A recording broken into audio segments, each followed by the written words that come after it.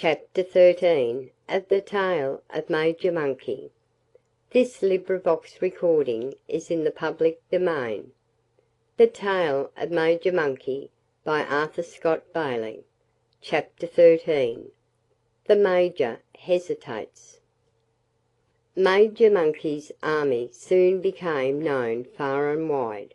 Its fame reached beyond Pleasant Valley to the other side of Blue Mountain, and a good many persons who had been in the habit of making excursions into the valley now and then began to think that it was a good place to avoid.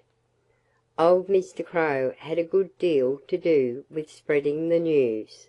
He took several long trips, just to tell people that the army was ready and eager to fight all strangers. In fact, the Major said he wished Mr. Crow would mind his own affairs, for how was the army ever going to fight if all the enemies kept out of its way? All the generals began to tell one another that Major Monkey was a very brave soldier, and certainly he said nothing to change their opinion of him.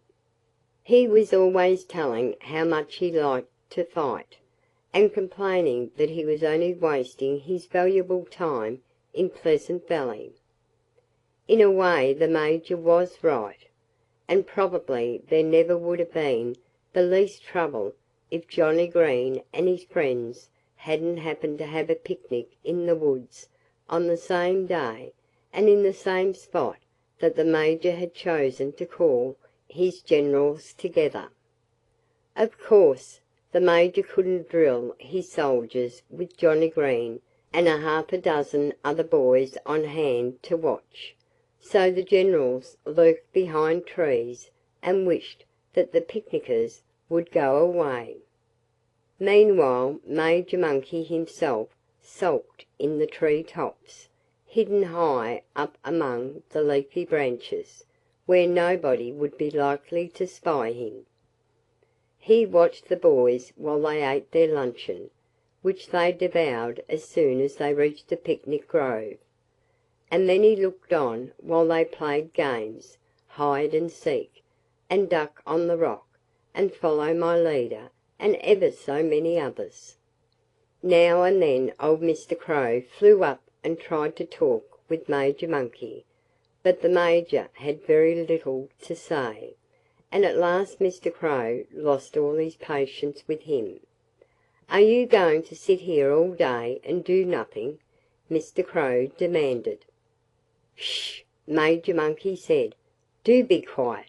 Do you want them to hear you?" "I don't care if they hear me!"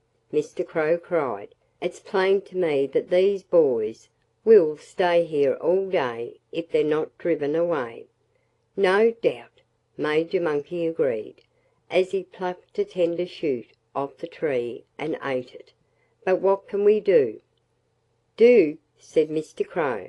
"What's the army for, I'd like to know, if not to fight?" Major Monkey's wrinkled face seemed somewhat pale. "Quite true," he agreed again. "But I'm not sure we're strong enough to do anything against these ruffians down below. I'm not sure that I can depend on the army in a pinch." To the Major's great alarm, Mr. Crow squalled with rage. "You've insulted me!" he shrieked. And he made such a commotion that Major Monkey scampered off, beckoning to Mr. Crow to follow him. Just as they left, a stone came crashing through the leaves, thrown by some boy who had noticed Mr. Crow's hoarse cries, and that made Major Monkey run all the faster.